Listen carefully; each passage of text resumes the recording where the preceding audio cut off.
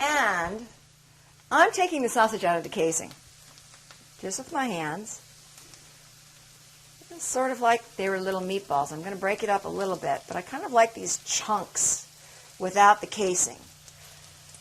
It just seems to taste better. And this is turkey Italian sausage. Now, I love pork. I think pork sausage is great.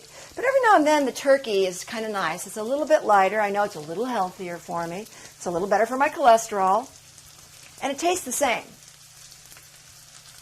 So why not? This is really kind of fun, pulling it out of the casings. I'm going to work a little faster here because our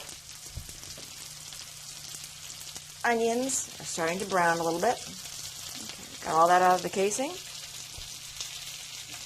Put this behind us. And we're going to get in there and start stirring.